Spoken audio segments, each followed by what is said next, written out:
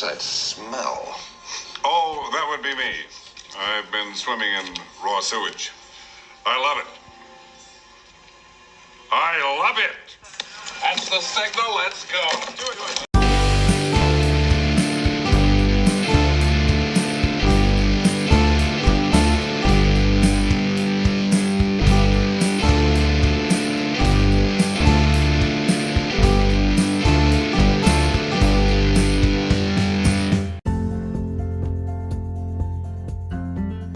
So welcome back to this bonus episode of Trimming the Musical Fat. I'm Paul Nicholson. And I'm Stephen Nicholson. And together with our guests over the next 30 minutes or so, we'll be talking a little bit more about the subject of our previous full episode, U2's Pop. Each of us will reveal our own track listing and sequencing for Pop. We'll also explain our reasoning for these. We'll talk about our experiences watching U2 in concert over the last 25 years. And you'll not want to miss the story about the bus travelling through to Glasgow, stopping on the motorway. And we talk about what we expect from U2 in the coming years.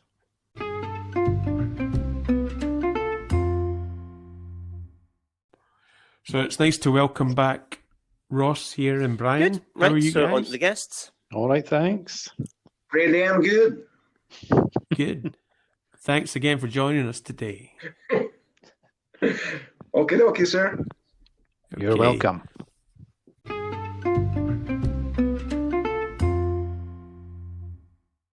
Brian, can you talk us through your own selection and your reasoning for the placement of songs on the Pop album? Certainly will.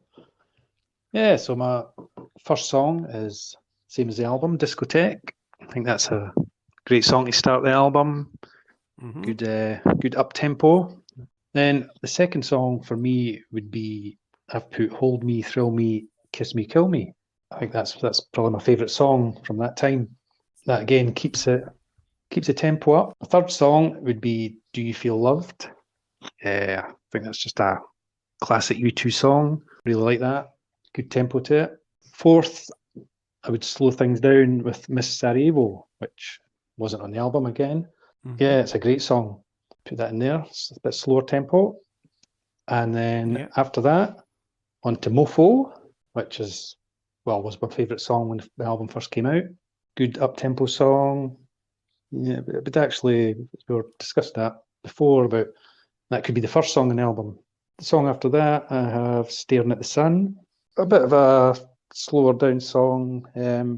After that is If God Will Send His Angels, which is a really good song, I think. And it slows things down a bit. Eighth song after that was Last Night on Earth. Probably one of my favourite on the album, actually, as well. Ninth, I've gone for Holly Joe, which was a B-side of Discotheque. Yeah, that's right. It was. The first single. Yeah. First single, yeah. It was the B-side. I wasn't sure about putting this on or no, but as I listened to it, and as I say, we spoke about the album sort of fading away towards the end. And yeah, I like the song. I think it's just a good song. So I thought, yeah, put that on.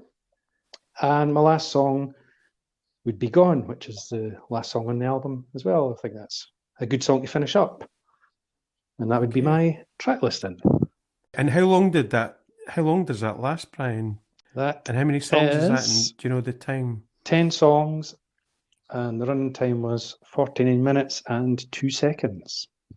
So under the 50. So just got in there. Got in there by 58 seconds. Thanks for that, Brian. So you're welcome. I'm going to go through mine now. And I actually chose Mofo as the opening track because I just think the way it builds up, obviously I didn't see that.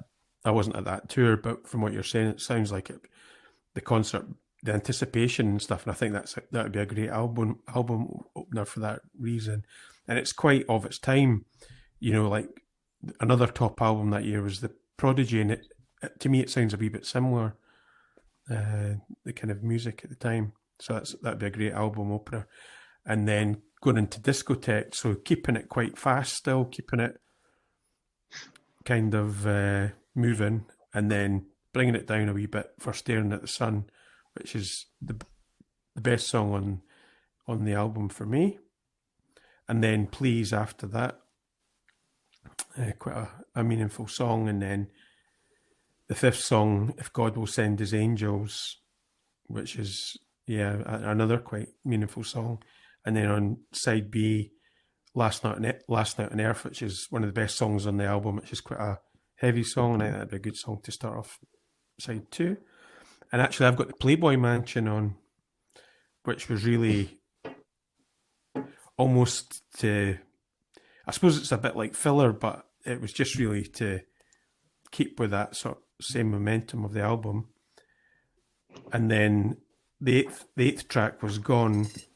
That was the penultimate track, Gone. And then actually, I could have had 10 songs, but I chose actually just to have 9 songs and put Hold Me, Kiss Me, Thrill Me as the last song on the album.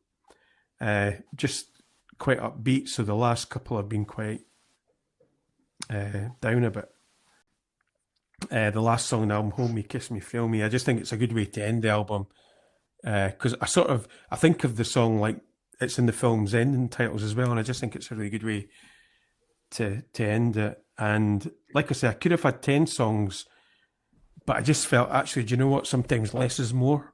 And I think by cutting out the last sort of half of the album, and actually think it makes it a better album, and that's what this podcast is about. You know, like, it doesn't have to be 50 minutes, it could be 40 minutes. It's just getting the right balance. So for me, that's my choices for pop. And we're now moving on to Ross. What was your selection, Ross, for the album? So I mean, I've kind of, for the original album, I've kind of mixed up the track listings quite a lot, and I think maybe some like yourself, Paul, kind of looked at it as 10 songs and seen it as a record, so two sides of a vinyl. Mm-hmm. So I think I mentioned it in the podcast, that Mofo is also my opening track. Just think it's just perfect, I think, for starting the album. And I think it probably sounds very different to everything else on the album, but probably good enough reason to start it. So yeah, went with that. Then into Staring at the Sun, again still one of my favourites, was my favourite at the time when the album came out. And then thinking about kind of pace and kind of mood, the next song was number 3 was If You Wear That Velvet Dress. And I think it's one of the ones where I couldn't think of the word when we were going through in the podcast, but I think that song's is a good example. It's understatement, and I quite like that in music. It's not necessarily about big, huge, soaring choruses, and U2 are obviously good at that. I just think it's a really good example of understatement. One of my favourite songs on the album, actually. Number 3, number 4, Do You Feel Love Yet? Like I say, not 100% my favourite song at the time, but certainly one of my favourite songs on the album now. Again, the pace is back up again. And then dropping it back down again, number 5, and If God Will Send His Angels, a beautiful song. And then I kind of looked at that and said, right, in the second side of the vinyl, what's my favourite song? It's Gone. So that would be the perfect sort of track to start. So that's number 6. Just a song, and I think it's one of these ones that you'll get that with albums where songs will just grow on you over the years, and I think that's just a great example of that for me. Then at number 7, Wake Up Dead Man, which again one of my favourites in the album as well, but again it's probably more understated and a bit more sombre in mood. Then at Your Blue Room was one of the ones where I didn't really know that much about the song until I think it was a 2000 best of. I really caught it from there, I believe. And it's a beautiful song. I really do. I think towards the end of the song, Edge guitar is just different class. And then number 9, Last Night on Earth. So a sort of song, a real upbeat song towards the end. And again, that's probably going back to what you guys were saying. It's true that there's quite a sombre end to pop, probably the last 3-4 songs. So that'd be good to have that in there. And then last, number 10, Please. And that was it. I think it came in just under 50 minutes. So that was 10 tracks. Yeah. No, that's good. And I was surprised, Ross, you didn't have the Hale and Pace version on on the album? Well, I was going to mention that in the podcast. I can't remember what was the name of the song. What did they call it again? Is it Me As You Is Too or something like that? Yeah, I think it was just called U2 or something. I think that's what it was called. But yeah, it was good. It was good. Good, yeah. So thanks for that, Ross. And Stephen, what's your selection and sequencing for the album? Okay, my 10 tracks, I kick off with the same one that starts the original album, which is Discotheque. So start off with the big hit, up-tempo track, Ease Us In. I would go with the Mike Hedges mix. I would then keep the tempo up with Gone, which is my favourite song on the album. Again, the Mike Hedges mix of that one.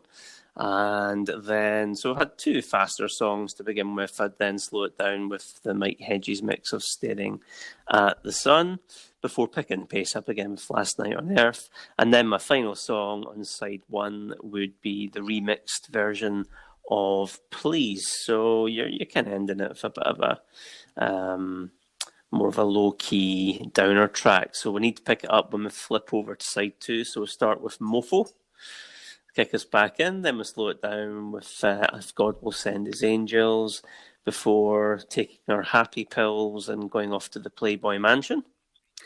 And the penultimate song on side two, the album would be Hold Me, Thrill Me, Kiss Me, Kill Me, great U2 song. And then we'd set off into the sunset with Miss Sarajevo.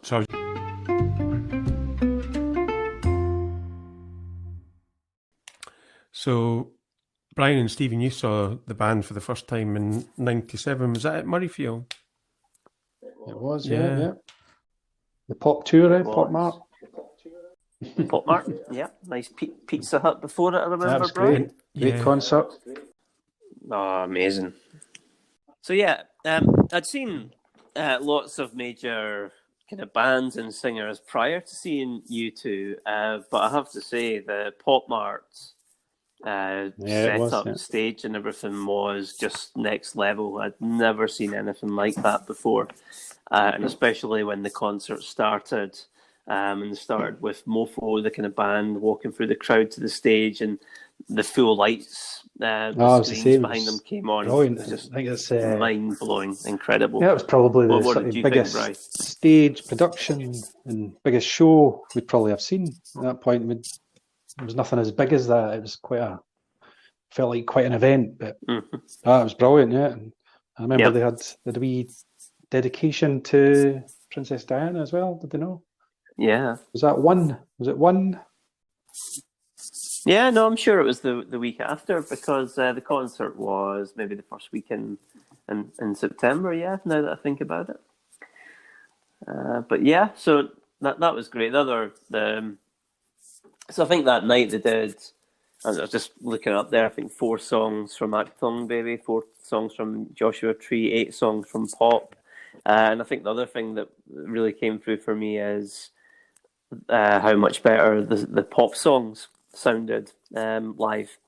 They were really good, and I thought I still haven't found what I'm looking for. Just with the crowd and everything was just something else. Loved it. Yeah, and one of my favourite concerts. Like maybe that and my favourite favourite was at concert. The peak.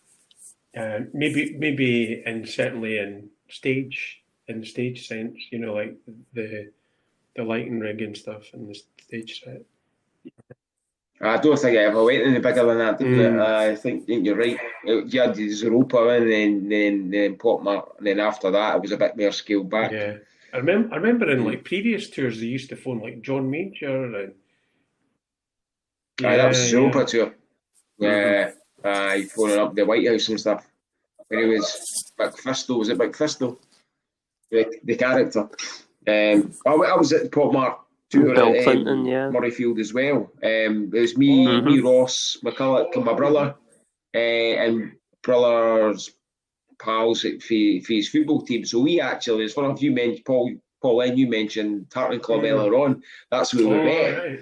And we got absolutely blottoed, almost missed the start of the concert. And to be fair, it's a bit of a blur, for honest. You remember can't remember specifically the songs, but I can remember obviously the lemon coming out, the sort of silver lemon. Then in the stage. But aye, that was it. But I was definitely an impressive stage show, no question. Yeah. So obviously for Brian and Stephen, you've seen U2 quite a few times, and Ross obviously as well. But what are your thoughts on those concerts when you think back, and out of the concerts that you saw of them, what was the best one? Pop Mart No, I was for gonna me say, how many times in have you seen them? 97. Say again, sorry, Ross? Are I you think, there, Boy George? Brian, we've went together to all four, haven't we? You there? Yeah, the four. What was the fourth? I remember three. So, right, we've seen Pop, the Hydro, Maybe, and we two? went to see them at... we've seen them at Hampden Vertigo. twice. Two, was it? One in 2005, and the other one was No. 2009. Oh, yeah, 2000. No. We've seen them on Vertigo 2005, and then it was No Line on the Horizon. Oh, yeah. What was the name So of we that have tour? 4 times, haven't we? Oh, 360. The 360 tour, yeah. Mhm. That was They were all good, 2009. actually. Yeah. And they were all, for me, they were all quite different experiences.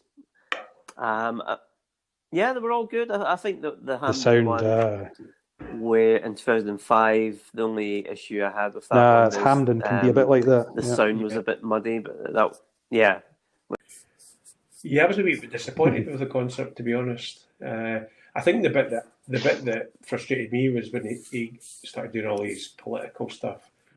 And I think for me, it was just boring. That's That bollocks. yeah. You're pretty much getting lectured, by a multi-millionaire.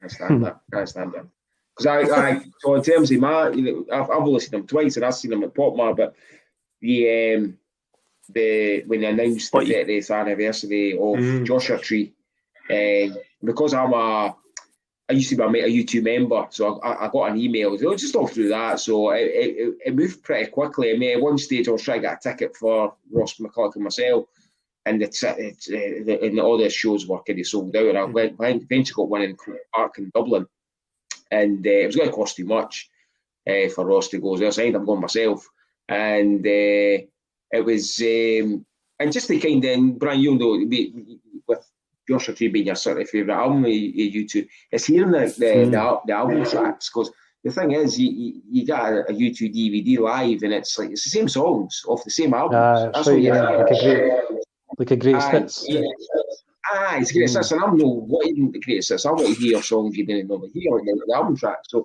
that was as much as you wanted to hear as anything else. So one of the concert was just great. You were hearing things like Red Town, Lion Town, and Running to Standstill. They've probably not played for years. You're just hearing songs you wouldn't hear. So for me, and it was what I liked about it is it wasn't a big, huge set, and I'd prefer actually just a band, going to see a band. I'm not really that interested in a sort of big, huge show anyway. So that's what was kind of really good about it.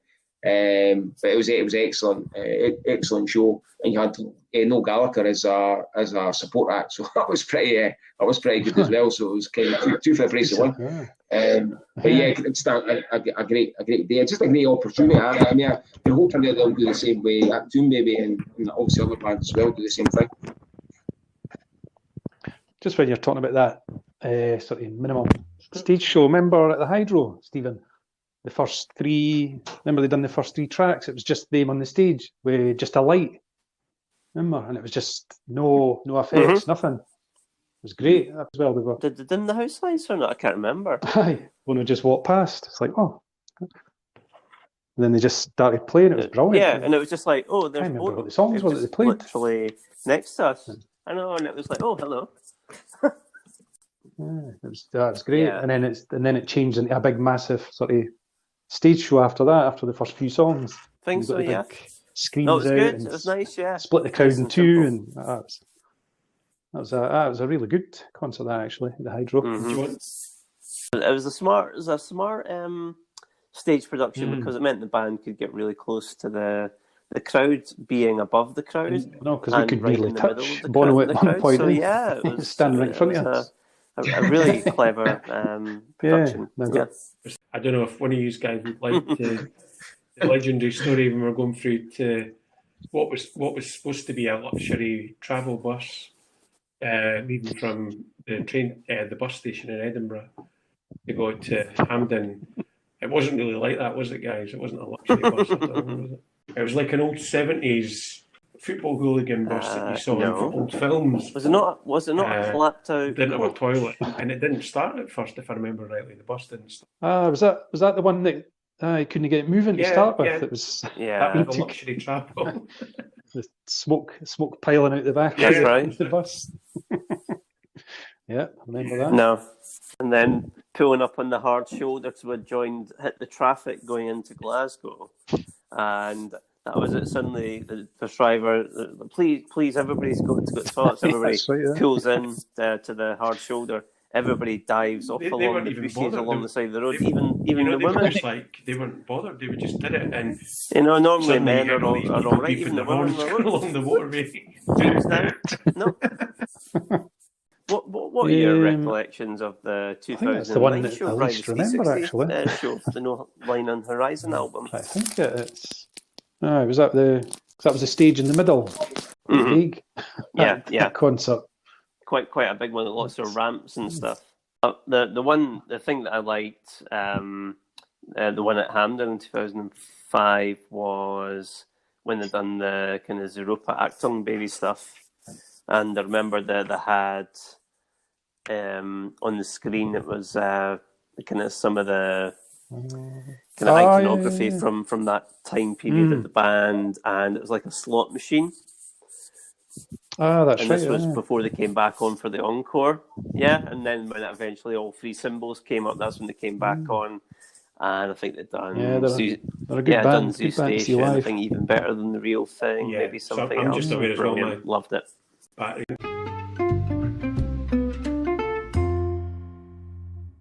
They'll hit the heights of a Joshua Tree or an Actung Baby again.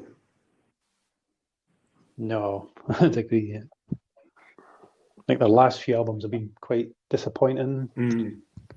No. Yeah. I quite like how to dismantle an atomic bomb. I think there's some really strong tracks on that. That's a good album. Pretty good album. But after that, yeah, I mean, no Line on the Horizon is a terrible album. Mm-hmm. I don't mind it actually. I quite like that. Yeah. I would argue, actually, I like the first half of that. Yeah, I like the first half of that then album. after Then I that- think it tails off quite badly. But yeah, I agree with you, Brian. Yeah, I like the first half of it. Yeah. But yeah, I mean, it's like a lot of what I call legacy acts. It becomes very patchy and hit and miss. And you'll get some good stuff, but you'll get a lot of maybe it's not memorable, special stuff anymore.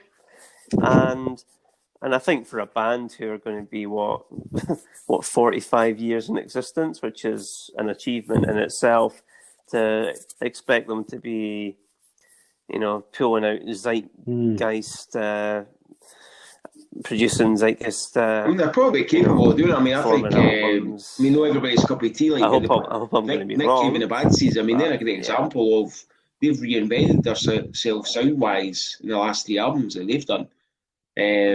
From a kind of rock band to doing something very different, and they've been around about the same time. So I think that's what they've got to do is maybe reinvent or try and change the way they kind of make music, like they did obviously with Pop and Actoon Baby, and that. That's what I think that's what they need to do. It seems quite safe what they're doing, the stuff they're doing.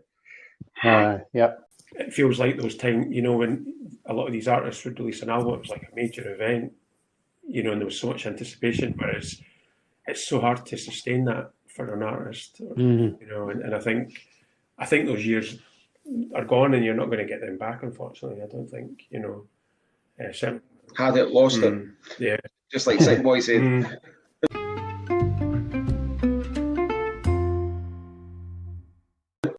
What are our parting thoughts then on the album?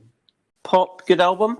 I've really enjoyed revisiting it, which is in fact, yeah, I've actually really enjoyed revisiting it and talking through the album. I agree. Improves Yeah, upon the I've original. enjoyed listening to it actually, but it's the same. It's a good first half of the album and disappointing second part of the album, I think. But no, it's I've enjoyed listening to it. It's actually listening to that. I've started listening to more U2 albums as well. Been going back to them all. Yeah. Just to it's What about you, Ross? good album. What about you, Ross? Aye, but I think Same here. it's an album I've always liked. I've never gone off it, or I've always liked it. I've always probably seen it as quite an underrated album, just purely because the band maybe are not as keen on it, and the critics as well. But for me, it's I guess, well, I don't know if I mentioned it in the podcast, but for me, it's a better album than Europa. I think Europa's probably the most overrated album. I just think it's by far a better album, and so it's just what he thinks. But it's I suppose all kind of opinions. But for me, going back to it, it's still as good an album as it was when I first bought it. And it's not like my favourite, but it'd be quite far up there in their catalogue. No question. Yeah, and for me, I think it's one of these albums that's good to reevaluate. And I think particularly if there's like, it's seen as like a bit of a failure, but actually it's good to reevaluate albums and you think, well, actually it's not as bad as you're saying. I actually quite enjoyed listening to it. Obviously I know the singles more than the album tracks, but no, I think there's a lot of albums that's good to look back on.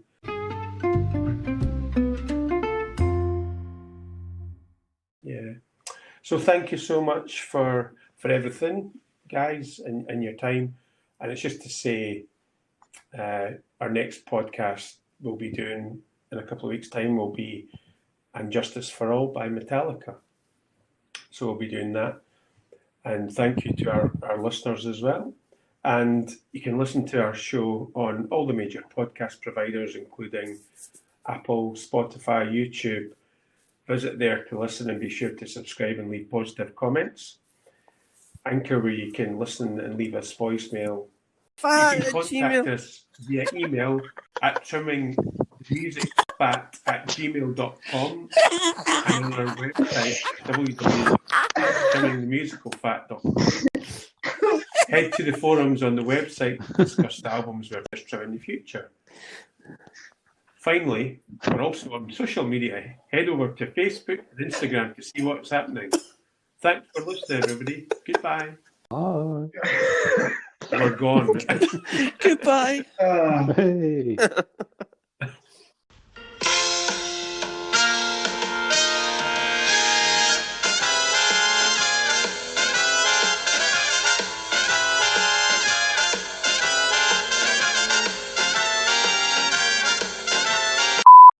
Each of us will reveal our own track listing and sequencing for pop.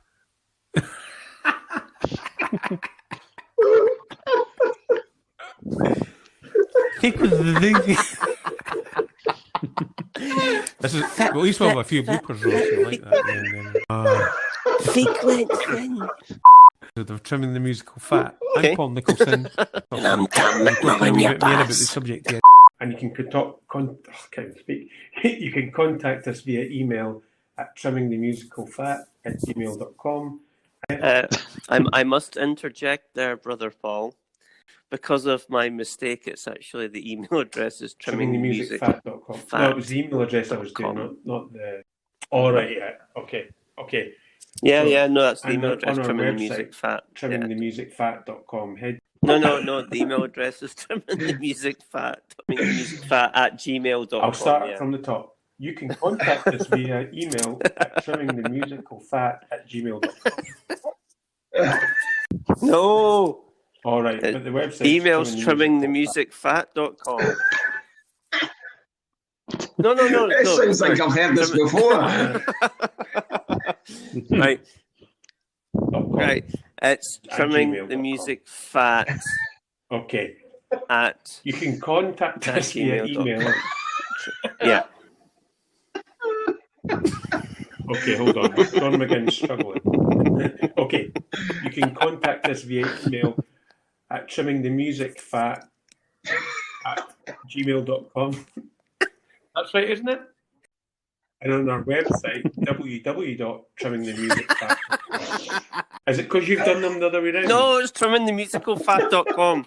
So it's trimmingthemusicfat@gmail.com. Oh, right. And the So it's website is the other way around. www.trimmingthemusicalfat.com. You can contact us via email at trimmingthemusicfat.com.